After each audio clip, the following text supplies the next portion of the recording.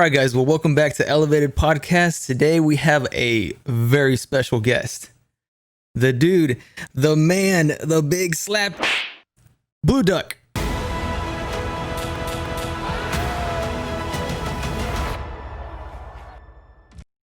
Blue Duck, Team Blue Duck in the Make house. some noise. Make some noise. What's up, Blue Duck? What up? What up? Texas, San Antonio, Texas, South Texas, baby. Yup, Come yup. on. Blue I Duck. got the homie in California, DJ FM, Cali, Oh yeah. Sacramento. I love Yep. it. Boy X, So my we- boy X. What's up, We Blue? kind of grew up X. together. Yep, know, absolutely. From the know same each little other. shithole of a town. Same little, I'm not. I can't say same anything. little cesspool, man. Same little cesspool town, man. Dude, there's always Hey, so but much we shit got going our on. chance. When we got our chance, we were out, bro. We were. We made some good decisions.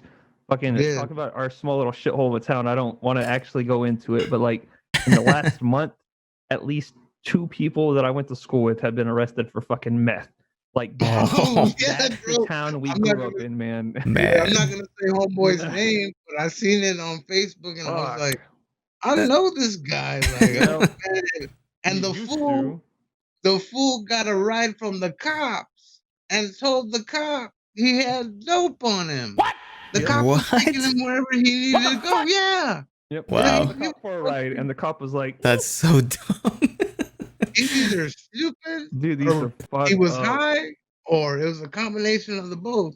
Because Definitely. the cop, I don't know who the cop was, but dude flags the cop down and he's like, probably, I don't know if he's got the thumb hitchhiking, whatever he's doing, but He's got the cop leg stops, rolled he's up. like, yeah, man, he's like, I need a ride somewhere at Tommy Chong, you know, he's got the little fucking balloon probably in his shirt, and he's like, I need a ride wherever. It's like cops taking homeboy, and the homeboy's like, oh yeah, I got some meth on me, and the cops like, Wait, what? Can you hold What? this for me real quick? put these handcuffs on, man. Thanks Like, for letting us know. Yeah, you just go ahead and take care Yeah. of it. God, so he dumb. probably busted a U-turn and took off straight to Jurgensen, man. Yep. So, That's the dude we went to school with. I'm like, Yep. God damn, man. so, This has so got Blue Duck and prior I went to thing. school from like elementary. We graduated together. I was telling DJ like we're living in San Antonio. I mean, we live in one of the biggest cities in Texas, but where we grew up, It's the largest city in the United States. yeah, our Mhm. graduating class was what was it a couple hundred people? It's like 225. Right? Yeah, Yeah. it was a small 'Cause I class, was all man. proud I was in the top half. I'm like, That actually sounds pretty Hey, normal dude. size to me because I didn't go to Yeah. big school either. No, Nah, but I went to like when I went to I went to school in San Antonio from 8th grade to 10th grade. And my 10th grade year, we had 1,000 freshmen at that time. Damn, Like, that's so imagine insane. going to a school where you see a new person every day, man. Like, That's crazy. the only cool thing about that, man, was like there was no popularity, like bullshit. Because, bro, there's So many people. fucking so many people. It's like, who the fuck gives a shit who's Yeah. popular and who's not? Now, Where when we you go to went the to shithole where we went, it's not that we cared. It's just that you always end up stuck in whatever. like they may as well like tattooed you whatever brand you were, man, because you're like you got Yeah. the clicks. Like it didn't matter. They're like, oh, you're gonna be with the cool kids. Oh, you're gonna be with the jocks. Oh, you're gonna be with the rednecks. Oh, you're gonna be with the outcasts. Like, It was like everybody Harry did Potter that. when they put the hat on you. Okay, Yep. you're going this That's, that's exactly what happened.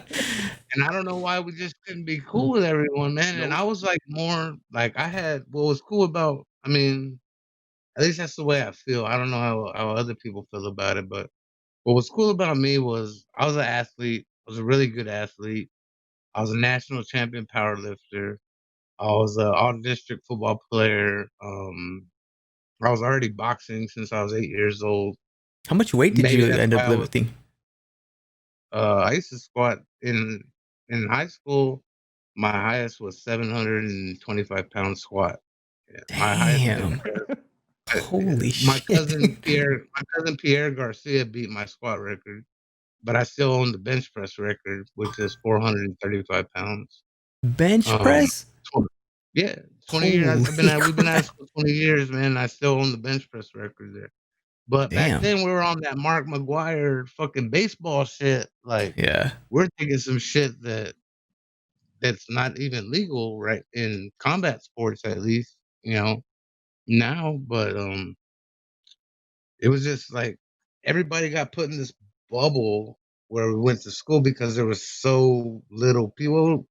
We might have had, like, what, 800 students altogether, 900 students altogether. Mm-hmm. You get Yep. put in this little bubble, but I feel like 'cause, I mean, I went to school on the South Side, so I went to East Central, so it's, like, Southeast, and East San Antonio is more of, like, the black side of town, and South is the Mexican side of town. So Southeast, it was, like, Mexican That's black, interesting. and then yeah, and then the school was out in the country, so then you had the country kids, so it was, like, thirds. It was, like, a Mm-hmm. third white, third black, third Mexican, and, I got used to getting, in Pleasanton, what do we have, Shane? Or X, what do we have? Like 4 black families? Yeah, like that. Whole If that. town, Yep. like, Damn.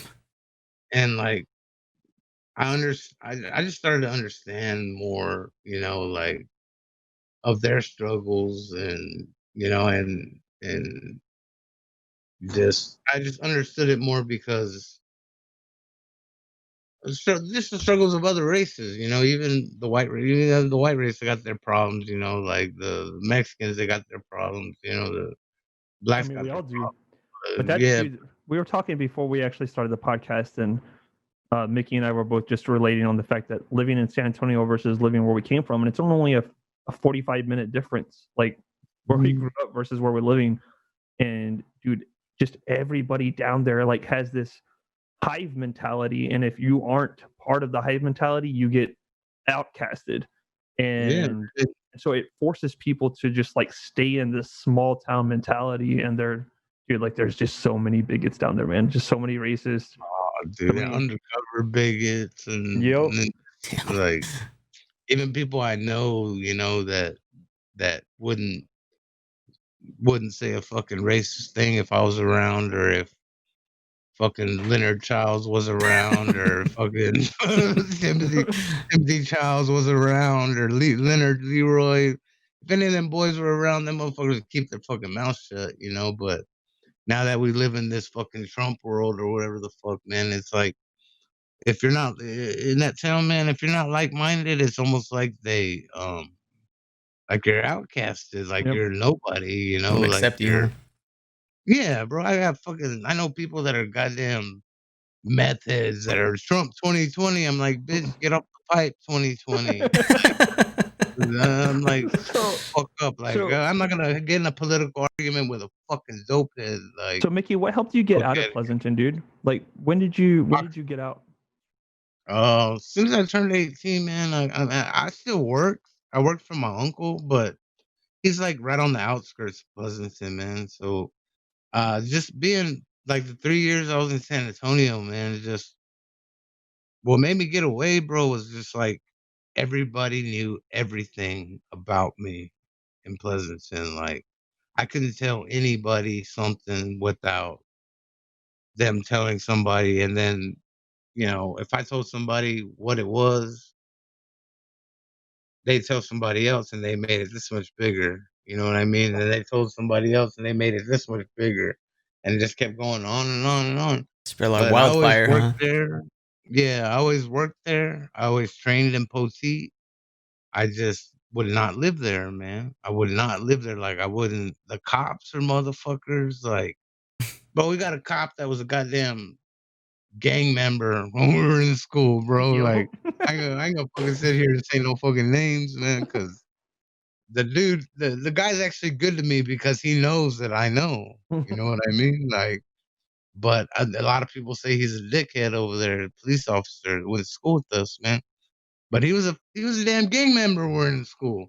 So to me, it's like, fuck, man, you can be a gang member and then come out and be a cop? Like, Doesn't make brother? sense, right? Like, Yep. yeah, man, it's like, dude, like, wow. That's crazy. It's just such a wacky place, bro, like, I don't see why, like, and, I guess it comes with age, and just seeing more of the world and going places where, like, I've been to predominantly black places, like traveling, tattooing, doing all that stuff.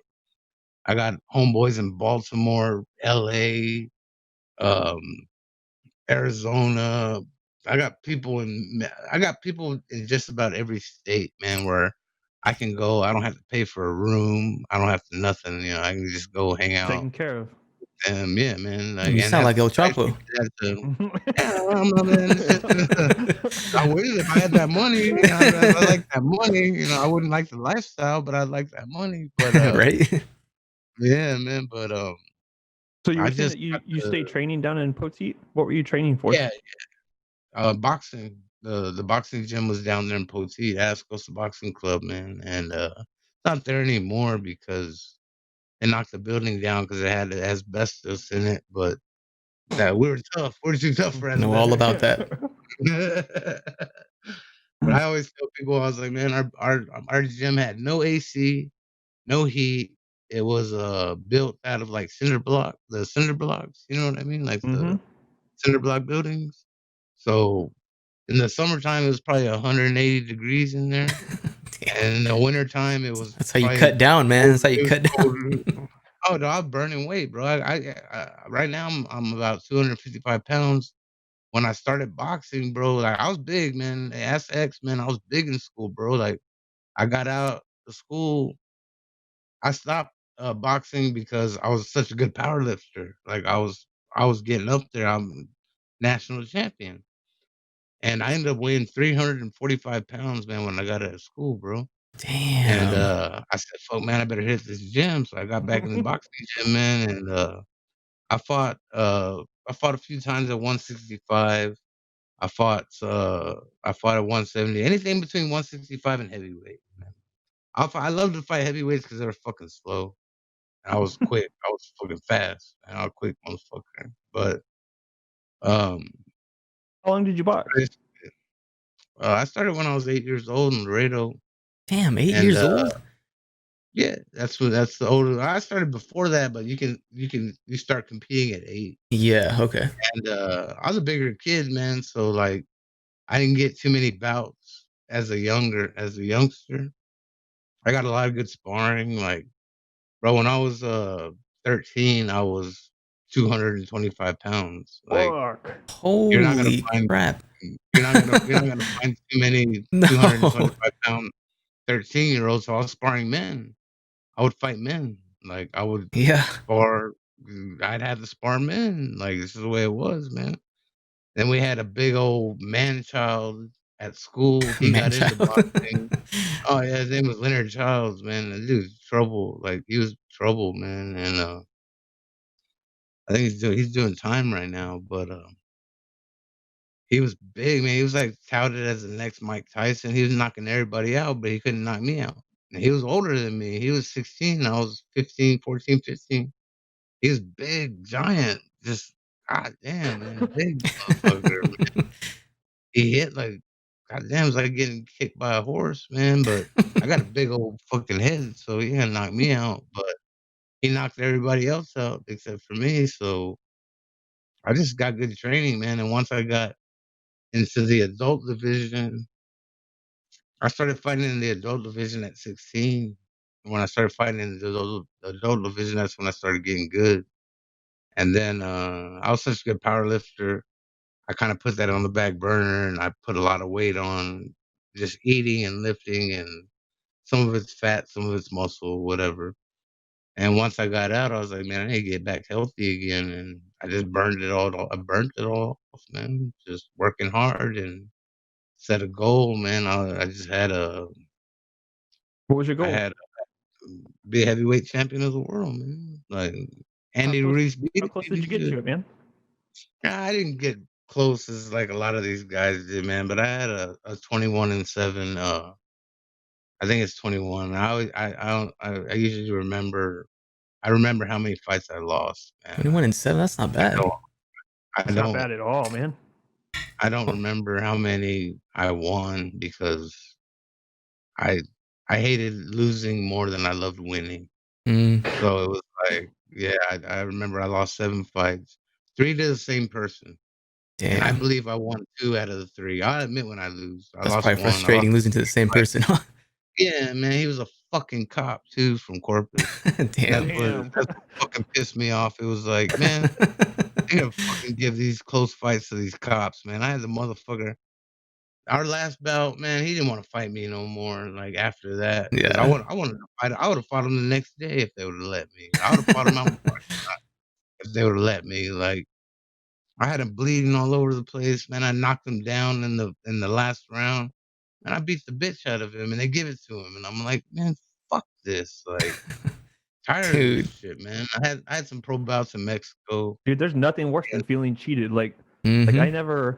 I've sparred and shit, but I've never fought at any type of level like that. But even in the gaming world, like I don't mind losing to somebody that's fucking better than I am. But Mhm. what I don't Yeah. like is losing and having to question whether or not I should have won.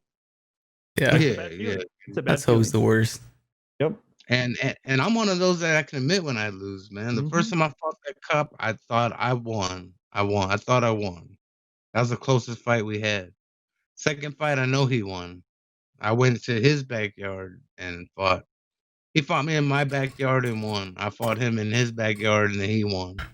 The third time we fought was like 2 or 3 years later, and I beat the bitch out of him, and I still fucking lost. I was like, "Man, like, fuck this shit." Like, I was just frustrated, man, and Yeah. So Let's luckily I backtrack a had little a bit, dude. So what actually got you into boxing? Because I know you said you started when you were 8 years old. Like, what what yeah, what drew you to boxing? Iron Mike Tyson knocked out Trevor Berbick. That's He what knocked him sparked down everything. 3 times. He knocked him down 3 times with 1 punch.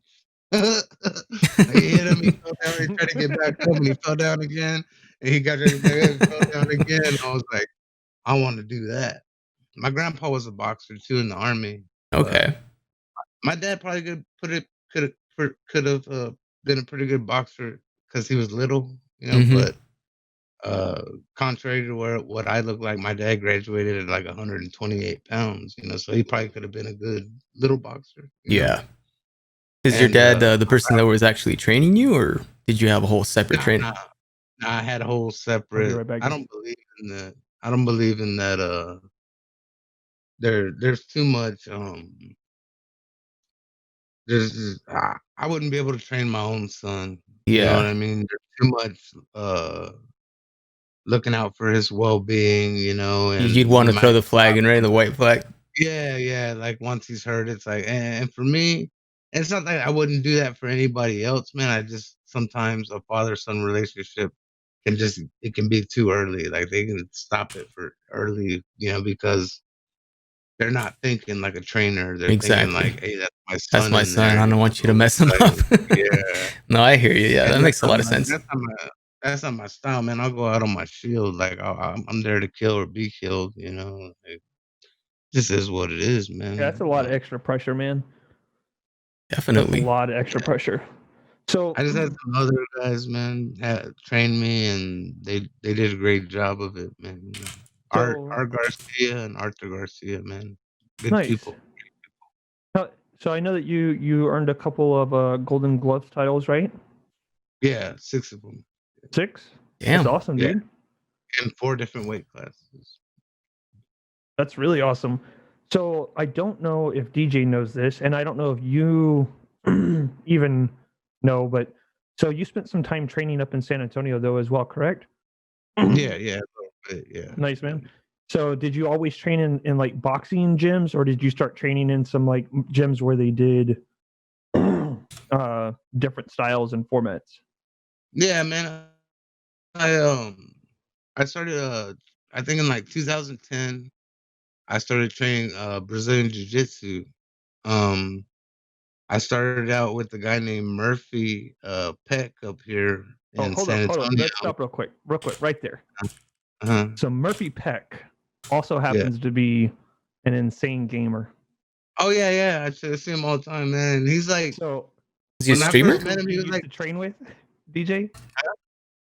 yeah, yeah, Say that again? He used to train with Instill. No. Yup. Dude, it's a fucking small world, man. It really is, right? Holy shit. Dude. so Murphy takes me to this, mixed martial arts gym, Okay. and, Like I was going just to stay in shape, man. I didn't plan on fighting no more. Friend of mine had gotten killed in the boxing ring, and just that was it. I was done, and started training in jujitsu. Started training just straight mixed martial arts, just to learn some other shit or whatever. But them fucking leg kicks hurt, man. Even though if you kick somebody, that shit hurts too. So I was like, I'm just gonna throw hands in jujitsu, and that's it. And Murphy got me into it. There's a guy named Donnie Blue down there in Pleasanton, man. He's really fucking good. I started training with him, and I didn't like. I don't take it as serious as I did boxing, but I can handle myself down there. Like I can down on the ground, whatever it is. I can handle myself out there, man. And Murphy was the one that like first person to take me to a straight mixed martial arts gym, and they had a boxing trainer there from England, and he was a heavyweight also. And I hadn't fought at the time. I was like 31, so I'd been out of the ring for like a year, and the guy was uh close to my size. I was probably about 240. The guy's around 200. He was from England. He was getting ready for a fight, and he asked me if I was sparring. I was like, yeah. And I beat the fuck out of him. Like, I mean, it's just sparring, and I hate to say, whatever, but like I showed that I was that much better than him, and I became the boxing coach at that gym after that, man. And it was pretty cool because the guy from England, he needed more time to train, and I was able to show him a couple things, man. And I don't know what happened to him. He was a little bit older than me back then, so I imagine he's about 50 now. Shit, I don't know, but might not even be. But yeah, man, Murphy's a crazy gamer, man, because when I first met Murphy, he was kinda like a little Christian boy, man. Mm-hmm. But I watched him playing his games, bro, and he's like, "Your mama sucks dick for $40," whatever the fuck, talking to Typical some Call of fucking Duty player. yeah, Oh, yeah, dude, he This is plays back one in of his those Halo games. days, man. damn. Yeah.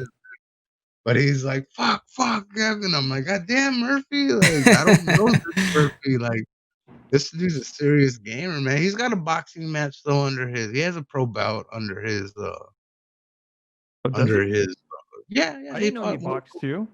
Damn. yeah, man, like, I told him, like, it didn't come out the way, like, we all wanted it to be, but I told him, like, "You can't like, mixed martial arts and boxing are 2 different They're things, different, man." man. Like, Yeah. you can be a good mixed martial artist, you can be in shape, you can be all that stuff, man, but boxers, we really know how to sit down on our punches, and we really know how to fucking drill you, like, we don't worry about nothing else but punches, and mixed martial arts, you have to be in a certain stance so you don't get taken down, none of that. All we do is stand there and punch you not stand there, but, I mean, all we're worried about is punching each other, so it's Yeah. like yeah, I told him it's a whole different world, man. And then he went and fought at light heavyweight, and I was like, "Dude, I fought at light heavyweight, and them guys hit hard, man. Like, you should probably try to go lower in weight." And it was like a one-time, one-night stand thing, and,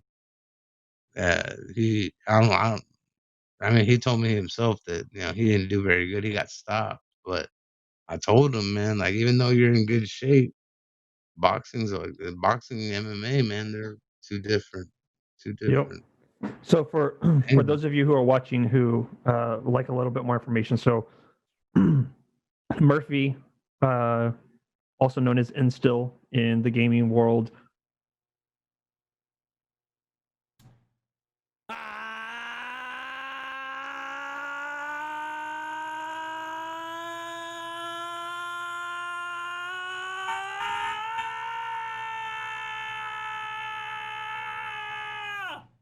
runs Nemesis Gaming. And so for our direct audiences, you'll remember that DJ and I had been considering linking up with Nemesis. We raid Instill on a pretty regular basis, all around incredible gamer. For those of you that don't know, he's also an all around incredible athlete. Like I've watched a lot of his training videos, seen a little bit of his fights. Very, very solid.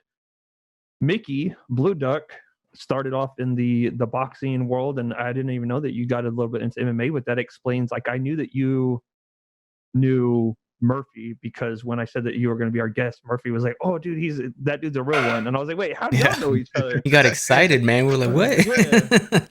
I Yeah, think that's man, awesome. yeah. So at what point did you? So you game now too, though, right? Yeah, I mean, like I said, man, I'm not the best in the world, so I don't, I'm not gonna sit there and put my money up on myself. But uh, we got my brother. Me and my brother put this team together, and I treat them like fighters too, man. I tell them, hey, y'all don't be fucking with no women. Don't be getting no pussy. Dude, it's true though. Concentrate. It's true. Yeah, concentrate on the prize, man. Like the only thing that you should be worried about is the objective. The objective is winning. So I bring that sports mentality, that fighter's mentality into the gaming world for these kids, and I call them kids because I got one out of the valley, man, that's he's 18 years old, man. He fucked me up on fucking Call of Duty and all them shits, but hey, you take me to Fight Night Round 3 on the PlayStation 2, I'll beat anybody. I'll put up as much money. That's why I said, man, when it got too high tech for me, I was like, "Hey, I'm out this thing." But we go back to PS2, Fight Night Round 3, I'll put my money up against That anybody. was a I'll put great all game, dude. That oh, game, dude, it was it's the most amazing. realistic boxing game, Yeah. like, to me, and that's why I can beat everybody because I know how to box, man. Yep. Yep. I gotta go back that far to put money on it, but, yeah, we're at, it's, Chrono Gaming dot inc dot what is dot LLC. It's on Twitter and Instagram. Chrono Gaming dot LLC. It'll be down in the My brother, description. yeah, my brother, my brother's owner of the team. Um, I'm just pretty much like, I mean, I don't pay all the money, but I'm a money man. Like whoever needs to be flown down or whatever the entrance fees are, whatever, has to be done. Like one of our best players came down, we went and played in Fort Worth, man. Little motherfucker showed up with 75 cents in his pocket. I was like, God damn, man, like you're lucky that, like I'm cool and shit, man. I'll take care of you, I'll buy you your food or whatever, man. But hey, we ended up winning, man. We won 50,000, man. And Whoa. Damn. What were y'all yeah, playing? Did you give him Call his of Duty, 75 man. cents back? No. I gave him his bread, man. I didn't even like count what I was spending on him, but That's awesome. I crammed them all in a fucking Motel 6 and shit, and What the six? I went and got yeah, man. I went and got me, A couple of I was Caesar's sitting with pizzas. yeah. Here's some $5 fucking pizzas here. Y'all go ahead and whatever, Get a steak. Yeah, Yeah, right. Be eating lobster over here. I stayed I stayed at a buddy's house. Another dude, me and ex went to school with, and Jesse Rivera, man. I stayed with him, and me and my brother stayed with him, so we weren't even tripping on paying on no rooms or nothing. And yeah, man, we won 50,000, man, and we had a team of four. Was it 4 or 5? I don't remember the team of 4 or 5, man, and they got to the team split 25,000, and me and my brother split 25,000. So it was like right then and there, man. It was just like my brother was the one that asked me. He's like, "You want to put up some money?" And I was like, "Fuck it, I'll put up some money or whatever." That's when I was hooked, man. Like, and even though I suck, I can't play them fucking like. There's some guys that are good, man. Like I see my brother play. He's good at every. He's always been better than me at every video game that we've ever played, from Duck Hunt, Mario, whatever. But you ask him about Fight Night Round 3, and you ask him about Tiger Woods Golf 2004, I'll fuck anybody up. I You ain't know, anybody real quick, school guys. game. So that right there, man, like, the gaming world wasn't your world. but you Yeah. recognize that it's your brother's world, and you recognize that it's a good opportunity for you. And the thing is that, man, there's like, just like any sport, and I know that there's still a lot of controversy. Some people don't want to consider esports a sport, but like, just Yeah. like any sport, you have so many athletes, or whatever the fuck you want to call a gamer, but you have so many athletes who could do great if they Competitor. had the Oh, funding competitor. to actually get into it, man. You know what I mean? Yeah, a competitor. And then there's just so many great competitors who will never have a chance to step into the scene because they don't have somebody who shows them the support that you showed your brother and that crew. And like, Yeah, without dude. you, they wouldn't have had the opportunity to walk away with that money. And I think that's And, amazing, man. I wish more people would actually look out for the people around them. and to me, like putting up the money, I'm not saying I'm fucking filthy rich, but to me, putting up the money was the easy part. Becoming a good gamer is the hard part. You Exactly. know, like becoming a good boxer was the hard part. Not training the guy to become the good fighter. Becoming the good fighter was the hard part. So I feel these guys, like these guys are good at something. They're good whether their parents fucking hate it or fucking whatever, people think you're a fucking video game nerd, whatever the fuck, it doesn't matter. They put time and effort into something that they feel like they can become, because I know there's my brother, we went to Vegas for a tournament. My brother introduced me to some fucking dude that was like big in the fucking gaming world. He gave me a hat and says his fucking name. I'm like, man, give a fuck about. But the Yeah. dude put in work. Yeah, I mean, I can't hate. The guy put in work to become that good, like, so it's just like anything else, man. You gotta train, bro. Like, Yep. you might be sitting there on your ass playing a video game, but you gotta put in time, bro. Like, you just don't pick up a fucking controller and you're fucking good all of a sudden, man. You There gotta are put in people like time. that though, surprisingly enough. Yeah, but Fight night even once you round start getting 3. into competition level, especially if it's teams, like, you still got to put in work. Oh, You gotta learn yeah, apps, dude. you gotta learn calls, you have to learn communication. Yep. Like, There's always, it's like even if you're a natural fighter, you still have to learn how to compete. yeah, man, and hard work beats talent, bro. Like Yeah, you just gotta definitely. sit there and True. That's why fucking I'm work, better than work, work, work, work, work. I'm not good at Fight Night Round 3 on PlayStation 2 because I'm a boxer. I'm good because I fucking played and played and played and played and played and stay up all night playing, playing, playing, playing. I'd Repetition, start a man. career and I'd start a career with the made up fighter and you have to train and do all this shit. I'd go 175-0, like on that video game, on the hardest level, on the hardest level. That's why it was like, man, nobody beat me at that game. I'll put up every penny I got that I win that game. So, but of course, I had boxing, I had a lot of other shit going on. So once gaming became like super high tech where you could get online and play these guys. And I like at my crib, my ranch, I don't have Wi-Fi or none of that shit, man. I have to come to my brother's to do all that stuff. Like I'm a fucking Neanderthal, but That works for you, man. yeah, man. I mean, it is what it is, dude. So I It want may not be physically demanding, but it's mentally demanding, it is man. mentally demanding, man. And like even sports like are mentally demanding. You can't just be this big physical specimen. You got to have it up here too, man. So it's just like video games are mentally demanding, and to me, it's harder it's harder to be mentally strong than it is to be physically strong. In my experiences, man. I So agree. that's why I don't mind throwing some money. That's why I don't mind.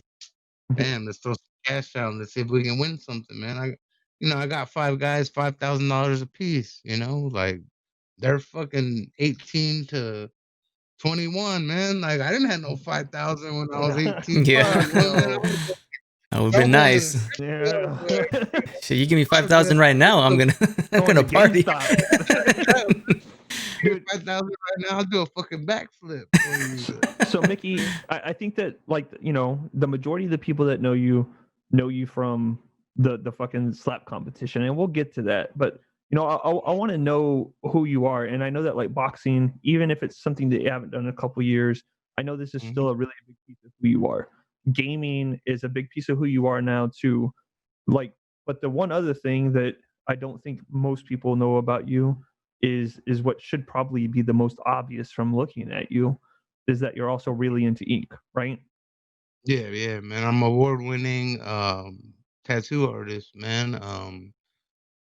I got into it somewhere around when I stopped boxing.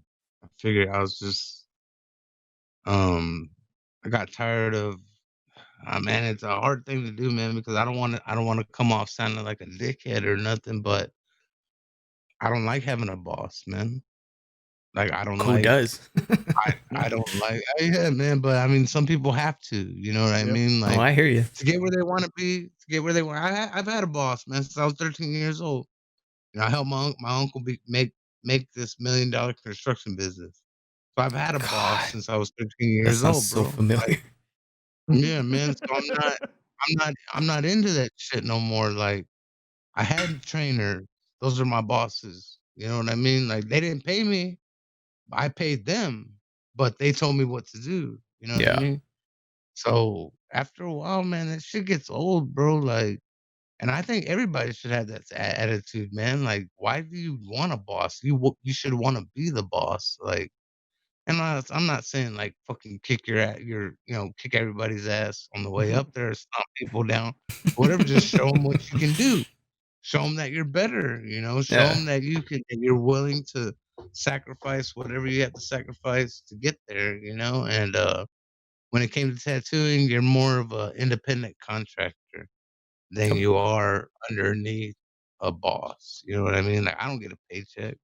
I only get paid when I tattoo.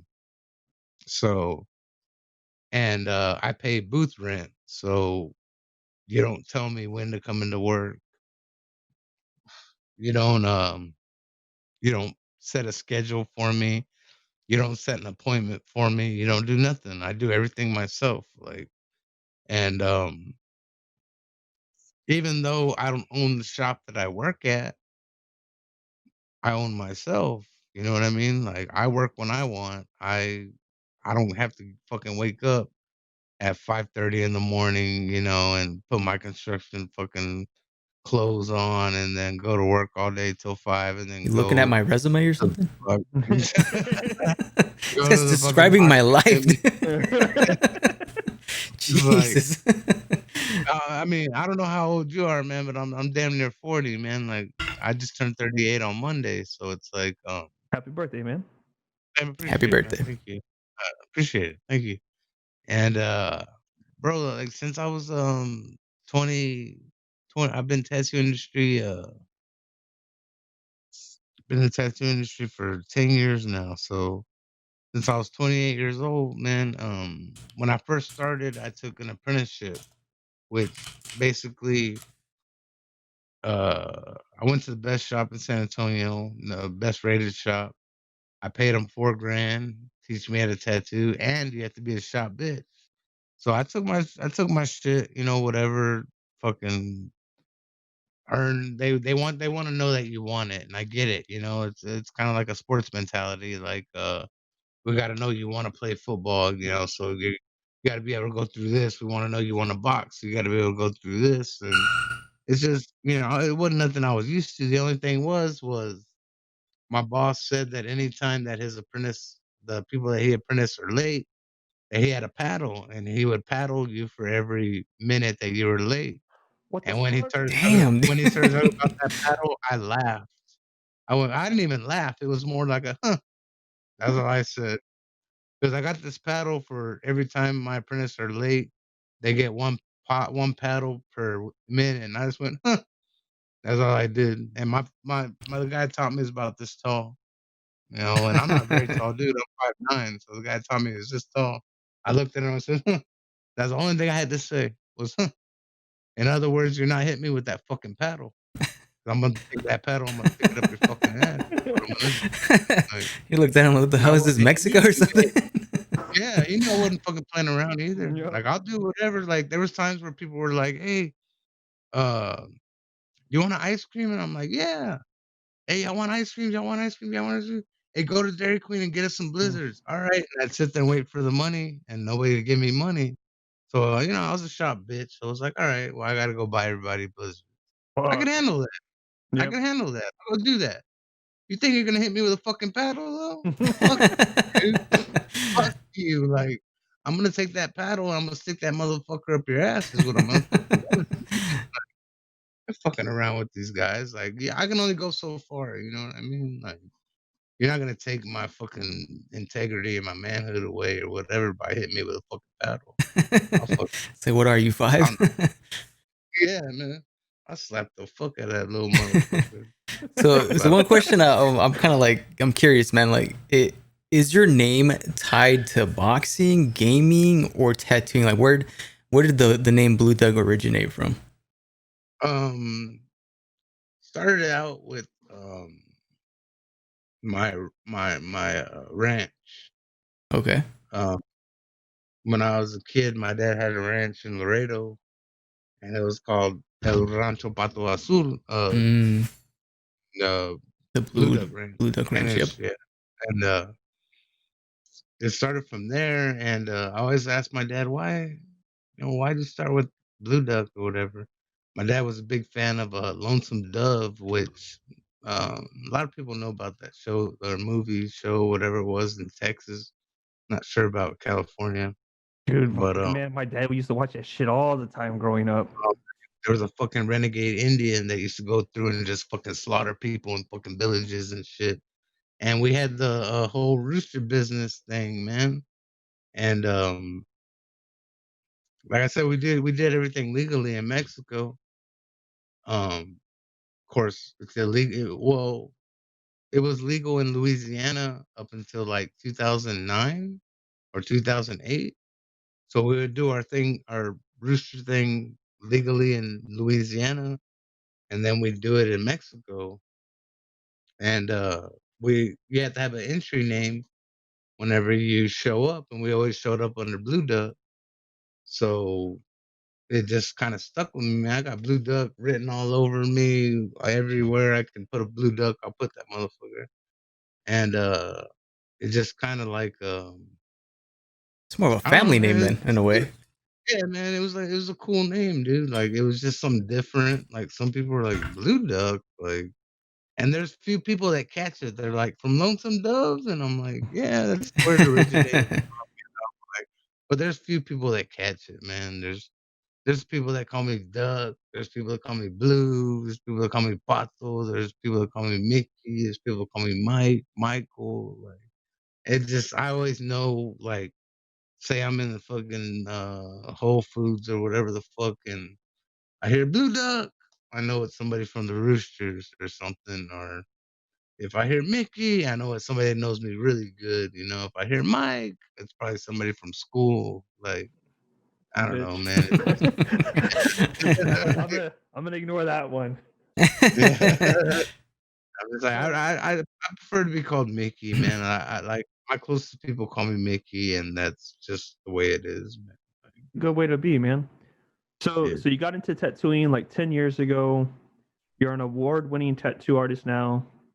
So I'll fill in some of the gaps. I don't want to keep you all night, but so you've flown around the world, right? Oh yeah, yeah. Flown Not around the world all around the tattooing. world, but Europe. Been to Europe. We did France. We did London. We did Damn. Spain. With Spain's a poor country. I'll probably never go back. Really? And yeah, man, they're poor as fuck, and they're dickheads too. Like, I Wow. expected, I Bad did combo not right think there, that. man. That's a bad combo. Yeah. dude, like, I expected it to be like Latino, and it's not Latino. It's white, bro. Like, and I had nothing against it.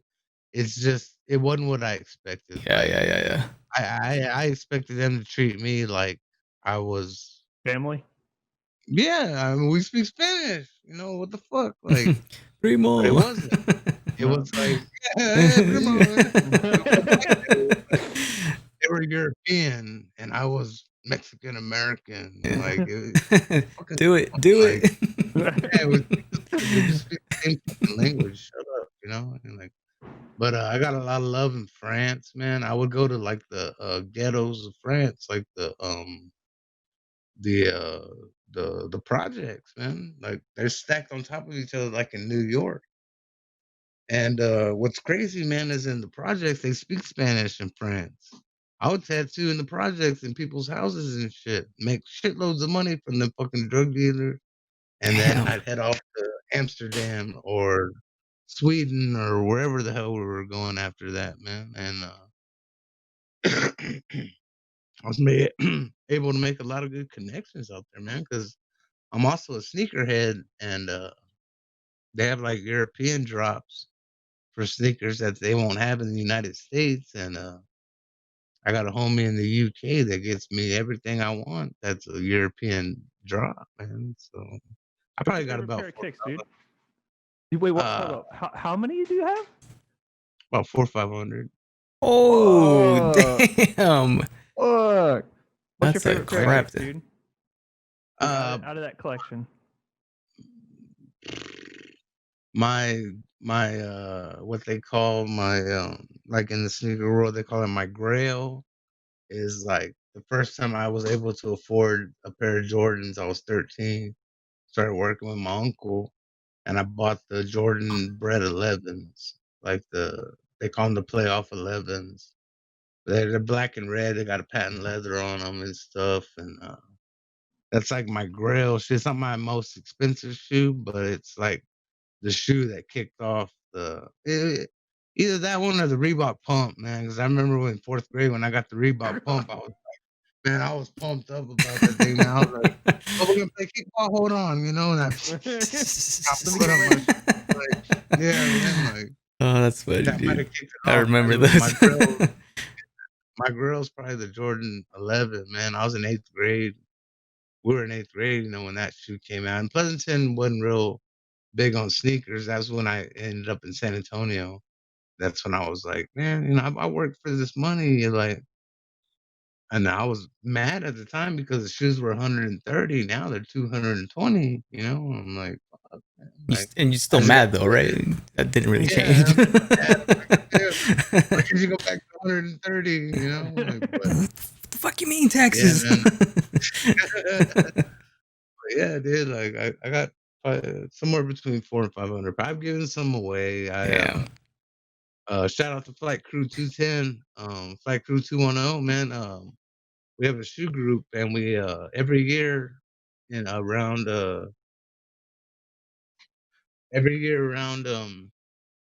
Christmas time, we do a shoe drive for the homeless, man. We give out blankets, we give out Dude, that's awesome. socks, we give out used shoes, but we don't give them like they don't have to be expensive shoes, man. They just can't be like beat up, fucked up shoes, you know, Yeah. like we Ripped hand and out Huge, stuff. man.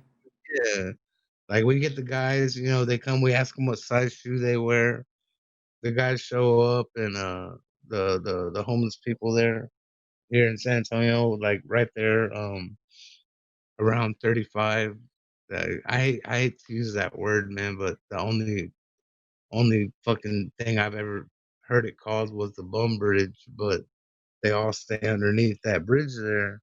We go, we set up, we get every shoe that's been donated, every package of socks that's been donated, blankets. Blankets are $2, man. A pack of socks, you can get them $5, whatever, you know. We get all that. The whole group. We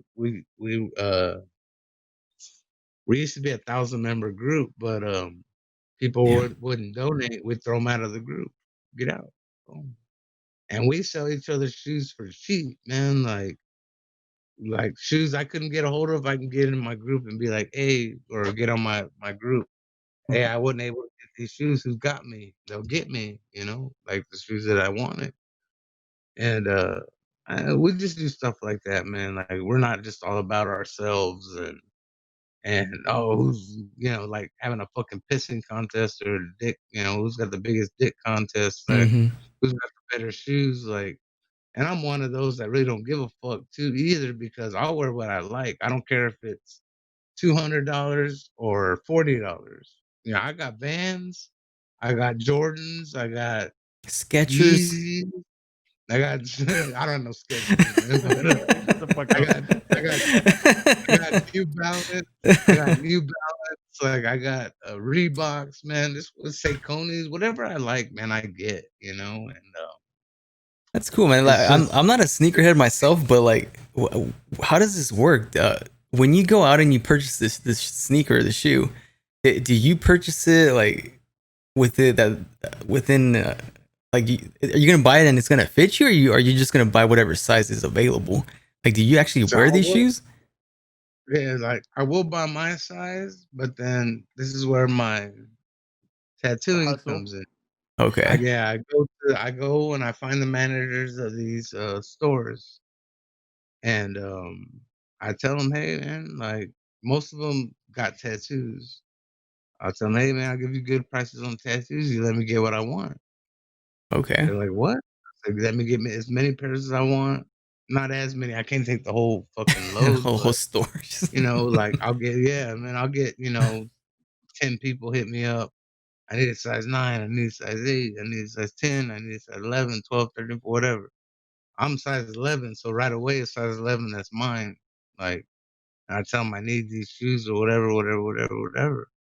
And I give them good prices on tattoos. They let me get whatever shoes I want. So the shoes are so limited and so hard to get. Like you have to enter a raffle to get them. Like just to purchase them, you don't even get them for free. Like you have to enter Hmm. a raffle to get them. So they already put my name on all these shoes, and they're like, "Hey, these are from Mickey, whatever." And I go, I get them. I probably put $100 on top of what I paid for them, and depending on how many shoes I got, that's what I made off of them. And if I get 10 pairs, that's $1,000. I put 100 on top of each of them. Sometimes I got my friends that are, hey man, I need some help, and I'm like, I got you. Don't worry about it. Just you want to tip me, give me fucking little $20 or whatever. That's cool. Whatever. If not, take them. I don't give a fuck. That's But crazy, man. I buy Shoes are I bought collectible, dude. It's crazy. Yeah. I bought my daughter when she was 3. I bought her $140 pair of fucking Yeezys. Oh my Like, god. who the fuck, and she went and fucking fucked them up and ran around in the You're fucking like, I'm mud not and Well, I even dirt. mean, playing. yeah, they don't Yeah, understand man, the value. No. yeah, I was like, "Man, I don't give a fuck." Like, Yeah, I don't give a flying fuck about them fucking shoes. Like, let her be a kid. exactly. So But I don't just do it for me, man. I always feel like if I'm gonna put some badass shoes on, my kids gonna put some badass shoes on. Even though she'd rather have them light up Paw Patrol joints, I'm wearing some badass shoes. so so even now the tattooing and the shoes and everything goes hand in hand. You've got to go to Europe. You've met a lot of really cool people. So let's back up a couple years ago. The tattoo expo. Where was it at? Was it El Paso? No, I was in Lubbock, Lubbock. Yeah, So Lubbock. so you're at the tattoo expo in Lubbock, and this is back when this was one of the bigger tattoo expos, right? Like, did they have some bands and shit playing and shit too? With Yeah, like they artists had from all over the country. that Mushroom Head playing, man. My brother was like, "Oh, Mushroom Head's playing," and I was like, yeah." Uh-huh. Like, and because he called me, and I guess Mushroom Head was playing in the background, and I didn't know who they were. I was just like, "Who's this knockoff Slipknot band?" Like Fair. Knock I'm a rap, off. I'm a hip hop head, man. Like I like rap music. You know what I mean? Yeah, Been listening to rap music since 1993. UGK, there you go. R.I.P. Hell yeah. R.I.P. MC, UGK for life. Houston, Texas rap music, and uh just Mushroom Head was playing in the background or whatever, and my brother's like, "Oh my god, fucking Mushroom Head's there," or whatever. I'm like, "Who the fuck is Mushroom Head?" Like they look like some knockoff Slipknot band to me, but no diss, man. I don't know nothing about it. Right, Like you're still I not don't wrong want though. I don't want my yeah, I don't want Mushroom Head to come after me, man, because I will fight your fucking ass one of these days. Your mask don't scare me, motherfucker. But nah, they were playing, and then there was like fuck, dude. Them fools fucking whack ass bands, like not Nickelback, but it was like, Like in that genre though, right? yeah, Okay. like 3 Yeah, that's Days pretty Grace whack. or some shit. Yep. I was at Yeah. one, 3 Days Grace was Yep. there, I think. It was like So these tattoo I expos would they try to make a badass, not just a tattoo convention, but they basically like try to make it into a little small festival. You got some music, you got a bunch of tattoo artists, you got vendors of all different kinds. Like they make it a really enjoyable experience, even if you're not looking to get tattooed. They got vendors that blow glass. They got vendors that everything, jewelry, whatever the fuck you want. They got, and what's cool, man, like I never Naked thought living. about that. Oh yeah, I walk around everywhere.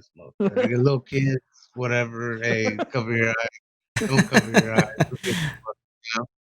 And what's cool, man, is when they started bringing in the bands.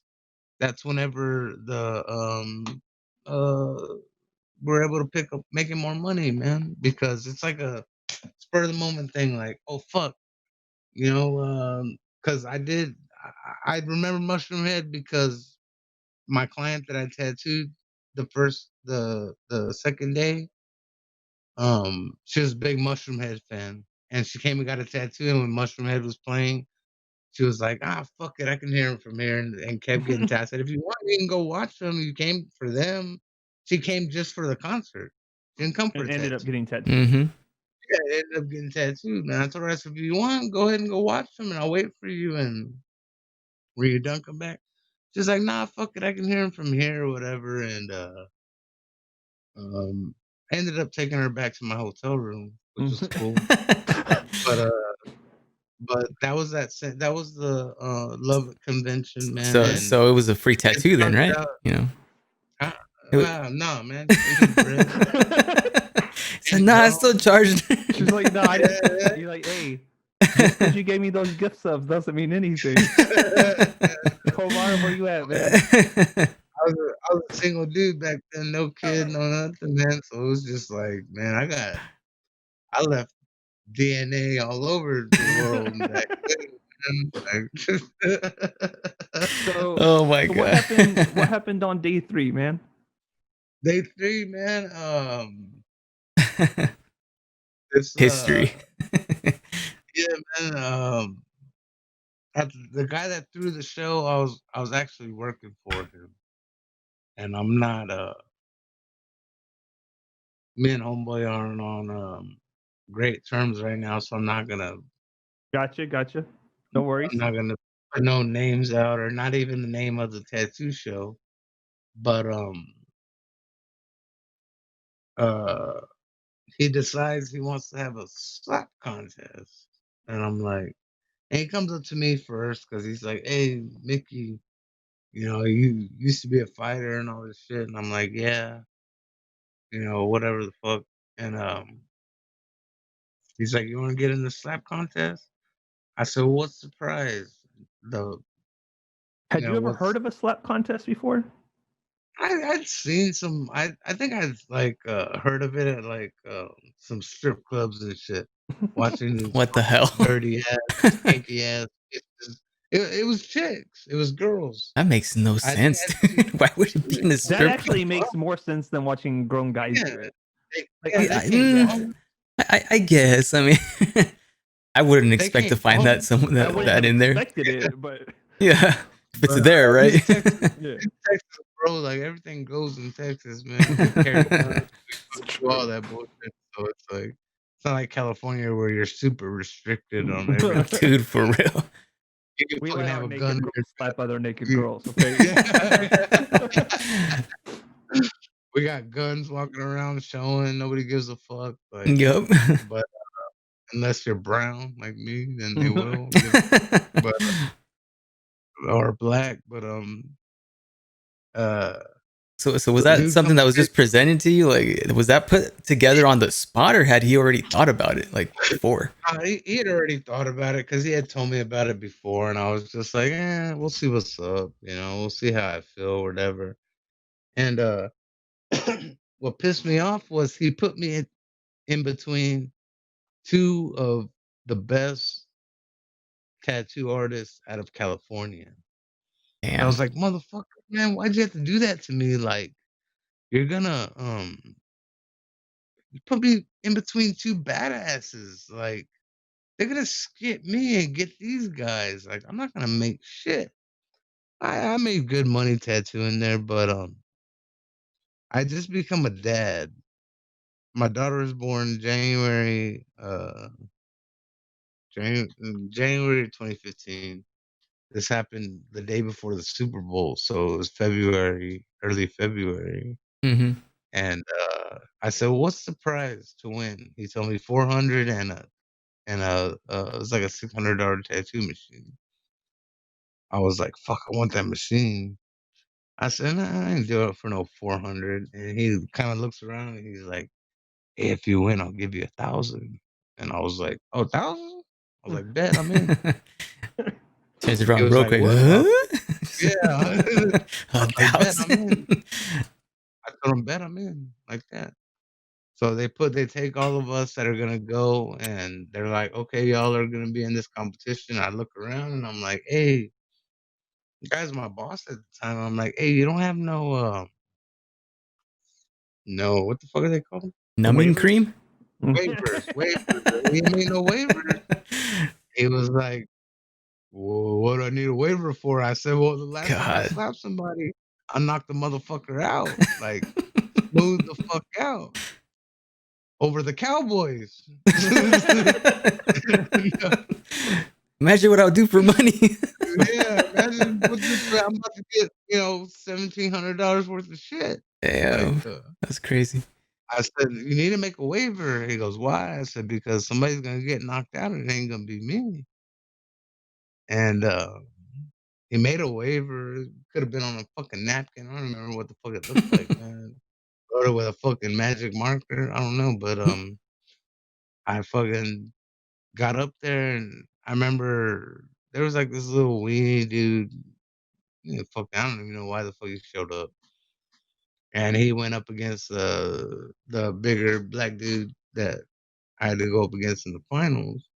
So, me being the dude, I just thinking I go up and I shake everybody's hand, so I wanna feel everybody's palms because I got bitch palms, like, my palms are all smooth and shit and looking soft, and so I wanna feel everybody's palms, man, and You I don't want shake the nobody to dude's have hand. no fucking sandpaper palm. Yeah, Oh. man, I shake the Dude, you dude's would have hand. cut him up.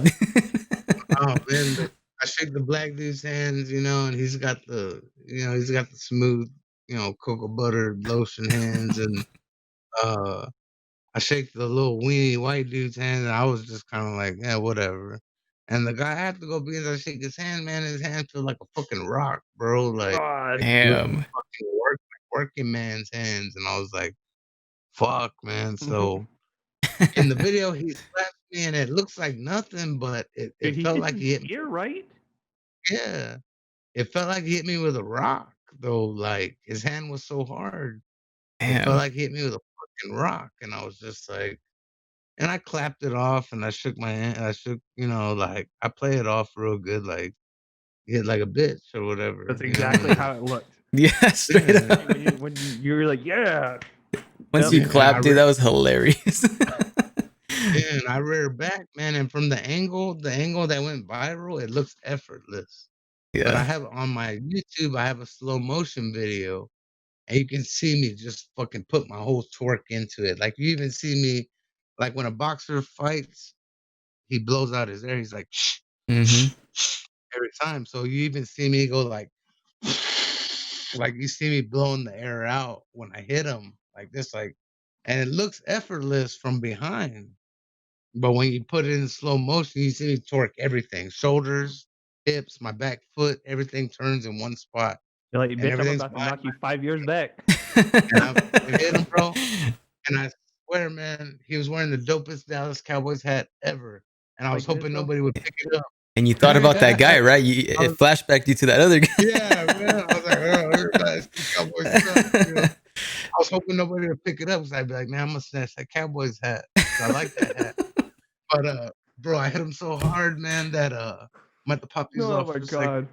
but he was like homeboy's like this with Oh the yeah. hat. Yep. I slapped him so fucking hard, the hat fucking popped up straight in the air like this and spun, and if he hadn't fallen, the hat would have landed right back on his head, but it landed straight down, boom, where homeboy was standing, Dude. man.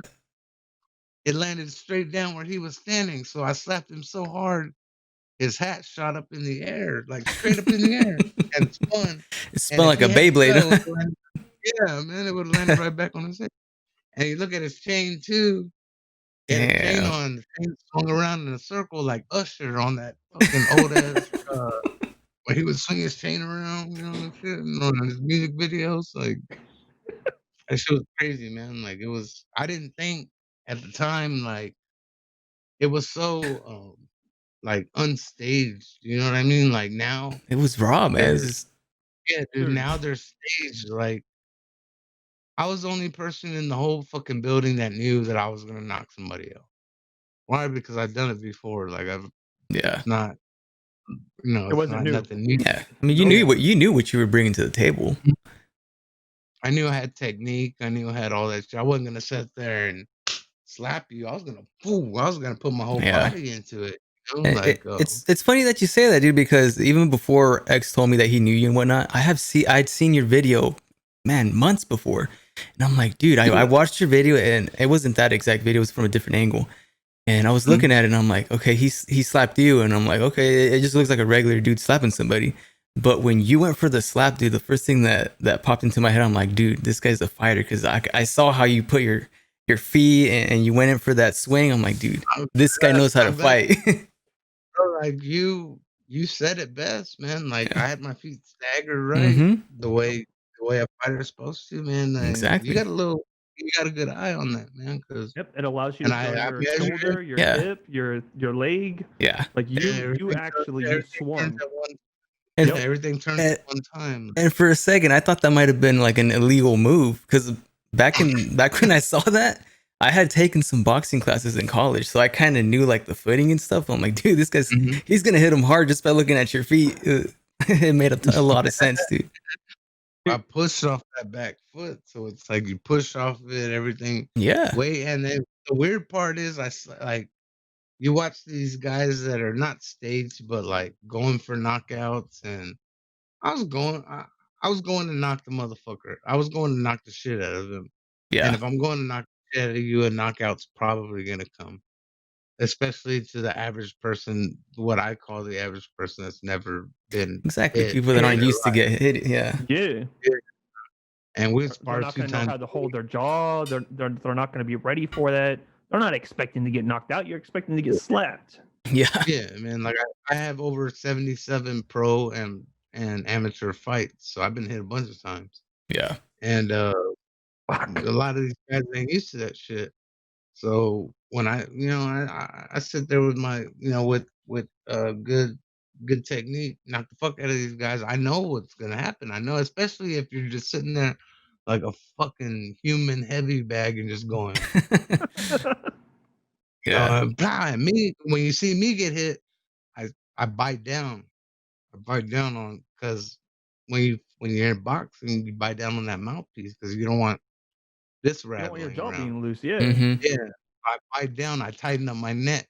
I tighten my neck as tight as I can, and when he hits me, I absorb it. Instead of when I hit him, he went like his head just fucking snapped around. When I saw him do this, like if you look at it, I hit him and he does this. When I saw him do that, my hands went up in the air like You're this. Yeah. Like, like I told you somebody was gonna get knocked God. out, man. And That it's kid was just, down on the ground for a while too. Yeah. and them dumbasses fucking grabbed him and like picked him up and drug him off the stage. And I was trying to go around like, hey, let him lay there, like leave him alone. Like I've knocked out a bunch of people with boxing gloves on. Nobody goes and grabs them and drags them Yeah. out of the Like, ring. oh my God, get him somewhere Exactly. quick. Yeah, I'm like, dude, leave Let the him guy. rest, man. He wants to Call chill. 911. Let him chill. Jesus. He'll come back. He'll get back. He'll get his bearings together, whatever. And So when he hit the And, ground at that moment, Blue Duck, did it cross through your mind that you might have killed this guy, like at all? Yeah. Jesus. yeah, man. Like I felt more bad like for his kids, man. I didn't know he had like a teenage son and shit. And I was just like, Was he there? fuck, dude, nah, Oh he wasn't God, I there, hope he but wasn't like there. Yeah. they tried to do all these lawsuits and shit. And I was like, man, you can get me on no lawsuit. Are you serious? Yeah, not like personally towards me, but towards the whole event that event. just happened. Yeah. and all that shit. And I told them, I said, "Hey, the motherfucker had the first crack at me. You don't hear me crying. Like he got the first slap at me. He had his chance first to put me out. You think you didn't want to knock me out? Yeah. Motherfucker want to knock me out?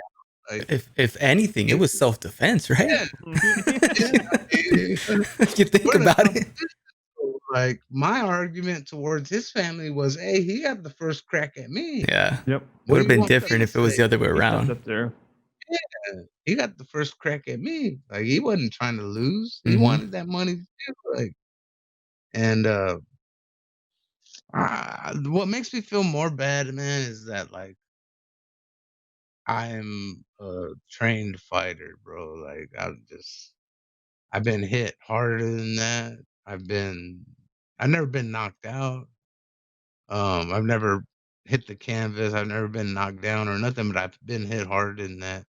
And I come back at you harder, and it's just like that's what makes me feel bad is that I knew it. I knew you can ask. I mean, if I gotta drag the motherfucker out here, even though me and him don't really get along anymore, he'll tell you from the very beginning, I said I was gonna knock somebody out. And Mm. I knew I was gonna do it, and I did it. And that's what makes me feel bad, I mean, man, that's is like that I fucking Babe knew. Ruth just calling that out. Right? It's just that's So what makes me feel the worst, is I knew I was gonna do it, and I did it. I was telling DJ that before it went viral, before I even knew what happened, I might be a little bit off because this was a long fucking time ago.